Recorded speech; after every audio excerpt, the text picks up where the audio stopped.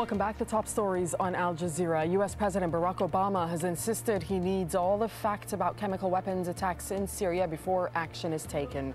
Speaking at the White House, he said it still wasn't clear who had used them, where, or how. Buddhist mobs have attacked 2 mosques and set hundreds of homes on fire in central Myanmar. Tuesday's violence occurred in Okan, that's about 100 kilometers north of the economic capital, Yangon. And local police say hundreds of people participated in the attacks. A Pakistani court has imposed a lifetime ban on former President Pervez Musharraf from contesting elections. It's the latest setback for him, who's been put under house arrest over a number of cases against him. Well, one such case involves a charge of treason.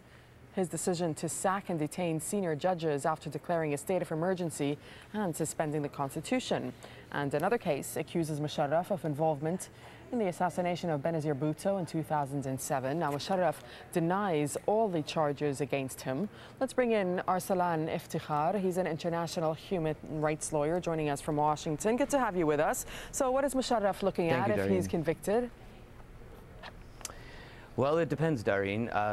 If he is found guilty of the highest charges of high treason under Pakistani law, that actually comes with a mandatory death sentence.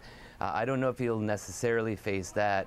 I do think that he is going to face a potential life sentence for his 2007 declaration of martial law, where he sacked the entire sitting Supreme Court, dissolved the Constitution, and did other things that were considered to be abrogating the Constitution of Pakistan.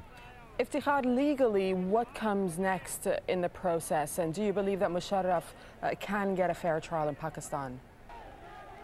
Well, that's the million-dollar question, Dareen. At the end of the day, the Constitution in Pakistan has sadly not been worth the piece of paper that it's been printed upon, because of the fact that dictators like Musharraf have been able to dissolve the Constitution, dissolve the Supreme Court. What I think this does send is a very strong message that for the first time in a long time, maybe in its entire history, the Pakistani judiciary is actually not scared of a military official, of a former dictator, and wants to give him his day in court. I think right now, President Musharraf, who came back to Pakistan under a very delusional vision that he was going to be embraced, can only really ask for a fair trial right now. Iftikhar, I got to ask you though, how much resentment, if we can use that word, is there towards Musharraf from the judiciary over in Pakistan? The Supreme Court is led by the Chief Justice Iftikhar Muhammad Chowdhury, who Musharraf fired, as you know, back in 2007 and placed under house arrest.